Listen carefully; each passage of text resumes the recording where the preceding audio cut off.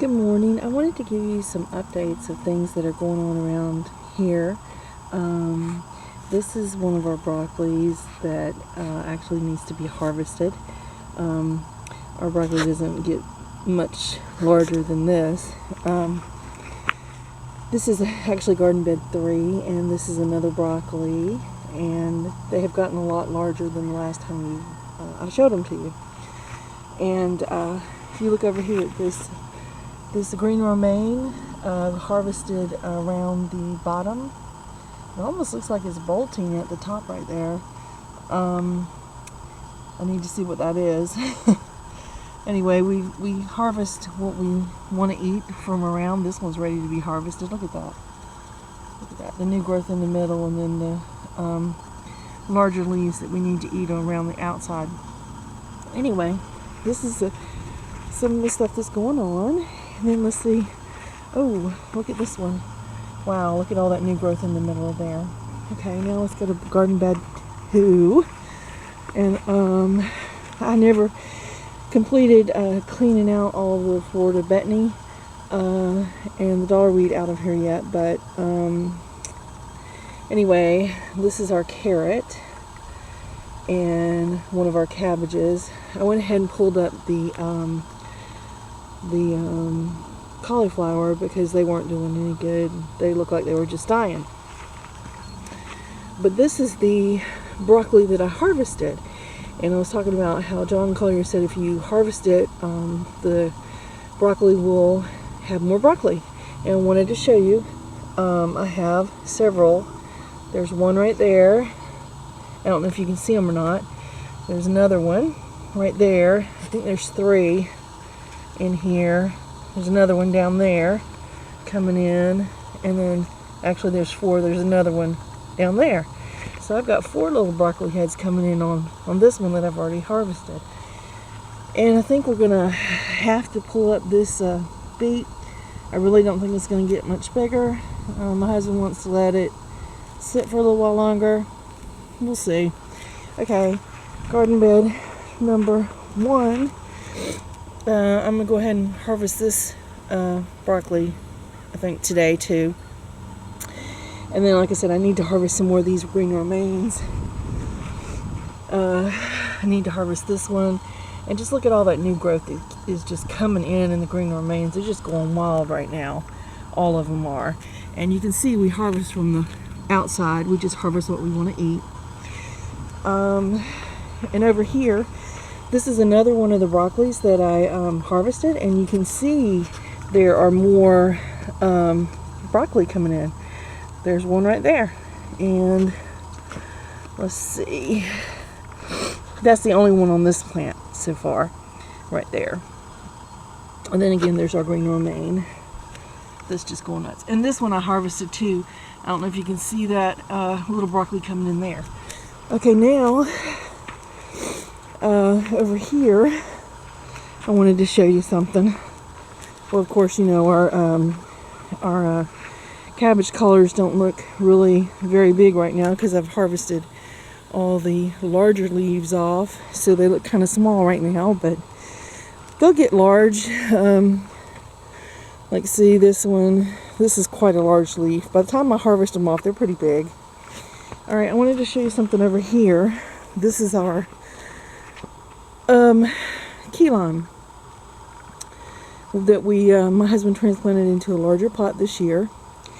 And if you can see, we've already got blooms coming in, and we actually have, if you can see it, right there, a tiny little key lime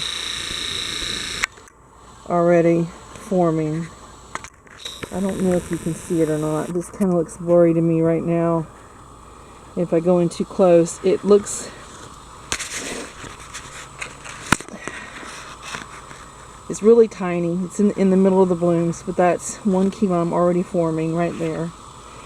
Alright, there's one more thing. See, we have blooms all over this tree. Looks a little terrible right now because, you know, it's been cold and we've left it outside and we've taken it in when it gets too cold. But it's lost a lot of leaves. See, like This one's yellow. So anyway, here's a new addition that we haven't showed you yet.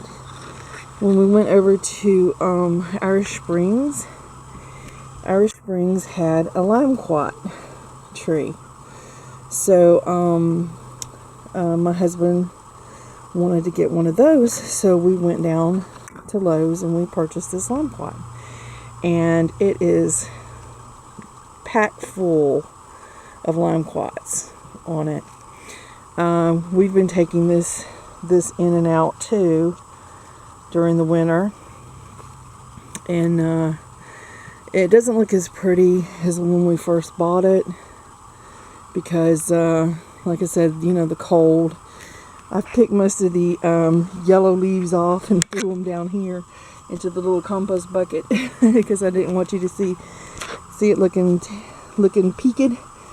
But see, look at all those lime plots in here. There's some baby ones in here. I mean, this thing is just chock full of lime plots right now. And I think my husband's going to do a video on how to eat the ukoi, or ugly fruit. And I think we also need to do a video on limequats and, you know, when are they ready to eat, because this is our first limequat and I really don't know when they're ready to eat. I can show you in here some more limequats, and like I said, this thing is just full of limequats. There's another one down there. You can see it if I'm not getting too out of focus here for you. This limequat also came with a plant, some kind of weed or plant in it. I'm going to check it out, see if it's a beneficial type of flowering plant or weed, and possibly transplant it into our garden. I know we've talked about the Florida Batoni taking over our plants, over our garden beds, and we like Florida Batoni because it has tubers that you can eat, but you do have to watch it because it will take everything over, and it doesn't bother us that it takes it over because we've got Florida Batoni all over our whole yard. I mean, pretty much everywhere you look here, here's a huge patch of Florida Batoni right here. I mean, it's just all over our yard. It's not like we're trying to get rid of it. We just don't want it in our garden beds right now. Look, right here next to the fire pit. And my dog. There's my dog. Hey, Rosie. Anyway, also, my husband planted some seeds. 9 seeds. He's got a little code going on down here. Don't know what they mean. He's got, it looks like SB, SS, and B. So I don't know what he planted. So I'll find out and I'll post that on the video. I also have some plants here a friend of mine gave me. My husband's like, they're not edible, so they don't count, but I don't care. I like these little plants. Because you need flowering plants in your garden because you need to bring in the pollinators. So this is a little rose bush here. She put it in a little plastic baggie to make a little greenhouse for it, and I'm trying to take care of them, and when the spring gets here, I'm going to be planting those in the ground. Now, Praxis, we watched a video today. I'm going to go over here. This is right now where we're keeping our rosemary, and you can see the Florida Batoni is just like, this is like monstrous Florida Batoni. Look how big, Betony, I keep calling it Batoni, but it's really called Betony, has really just taken over this bed.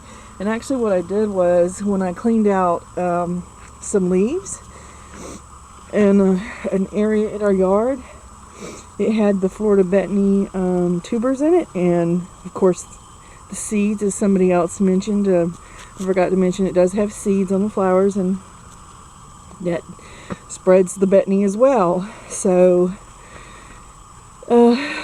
it was mixed in with the leaves, and this is what happened.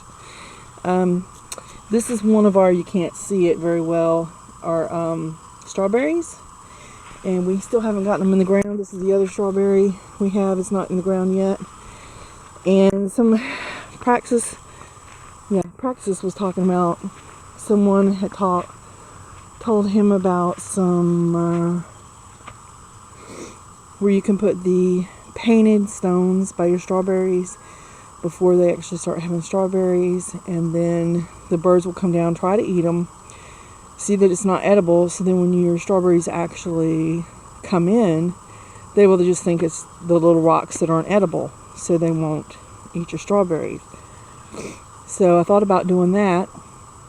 I'd actually seen that on Facebook, and people were saying to do it as jokes to people who had strawberries, put it out there and make them think that their strawberries had, had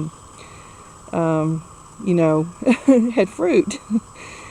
But it makes sense that you put them out there, and then the birds, before you get your strawberries in, then the birds think that that is the actual fruit, and then when the real fruit comes in, then they won't bother it.